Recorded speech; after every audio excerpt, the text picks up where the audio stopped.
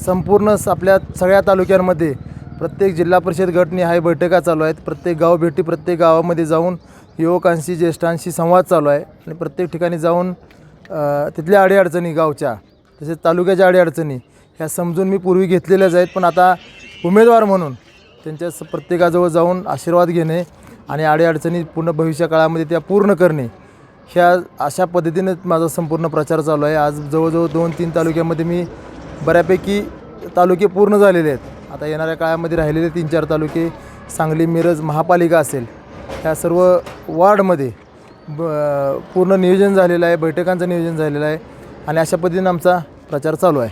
प्रतिसाद कसा मिळतोय मतदारसंघातून? अतिशय चांगला प्रतिसाद आहे. गेली मी वर्ष 2 वर्ष झालं मतदारसंघामध्ये प्रत्येक गावामध्ये पोचलेलो आहे. पण आज उमेदवार म्हणून पोचत असताना अतिशय भव्य दिव्य असा स्वागतापासून सुरुवात होती. म्हणजे उमेदवाराचं स्वागत निकाल लागल्यानंतर जे स्वागत होतं ते आज उमेदवार म्हणून आल्यानंतर माझं स्वागत गावोगावी होते. आणि आज आमच्यासाठी एक आनंदाची गोष्ट म्हणजे मिरज तालुक्यातील हे जवळजवळ 7,500 मतदानाचं गाव आहे. म्हणजे मोठं गाव असणारं गाव. ह्या गावामध्ये शिवसेना उद्धव बाळासाहेब ठाकरे आणि महाविकास आघाडीचे सरपंच म्हणून आत्ता ज्यांची निवड झाली म्हणजे आमच्या महाविकास आघाडीसाठी हे शुभसंकेत आहेत येणाऱ्या लोकसभेसाठी की आज त्यांची सरपंच म्हणून निवड झालेली आहे. आणि म्हणजे आम्ही आज त्यांना भेटून शुभेच्छा दिल्या आणि पुढची आमची प्रचाराची यंत्रणा सुरू आहे सगळी.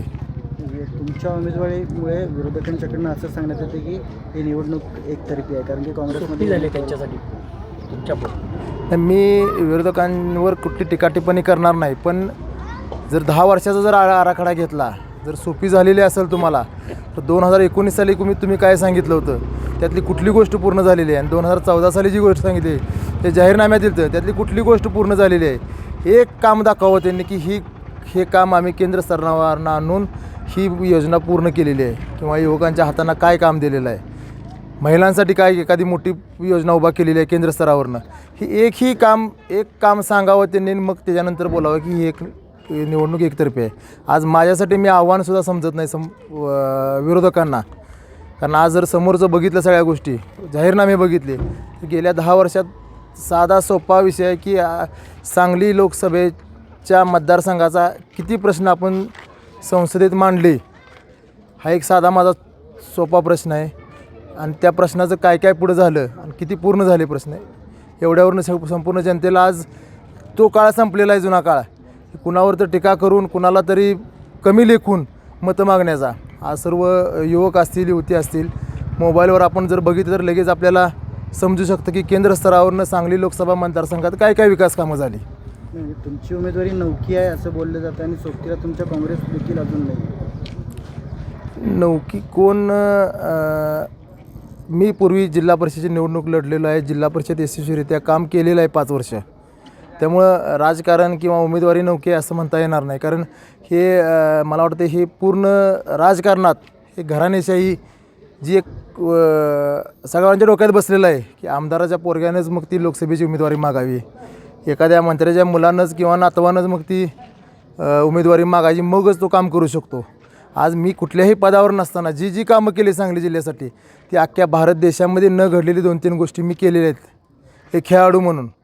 आणि जिल्ह्याचं नाव ज्या वेळेस मला मोठं करता येईल मग माझ्या महाराष्ट्र केसरीच्या माध्यमातून असू दे, बैलगाडीच्या स्पर्धेतनं असू दे किंवा आर्मीसाठी रक्तदान असू दे, भारतातली सगळ्यात मोठी जी तालीम उभा करतो मी आज माझ्या विटा या गावी सगळ्यात मोठं हे असे अनेक कामं मी कुठल्याही पदावर नसताना करून दाखवलेली आहेत आणि चालू आहेत माझी सगळी कामं. त्यामुळे पुन्हा भविष्य काळात मला काय कुणी सांगायची गरज नाही की नौकी उमेदवारी आहे नवीन आहे का. हे सर्वांना या गोष्टीचं वाईट वाटत नाही. नौका आहे एका शेतकऱ्याचा मुलगा आज खासदार होतो ह्या गोष्टीचं सर्वांना दुःख आहे असं मला वाटतं आहे. आणि येणाऱ्या काळामध्ये हे सर्व त्यांचं दुःख अजून वाढणार आहे एवढंच मी विरोधकांना सांगेन.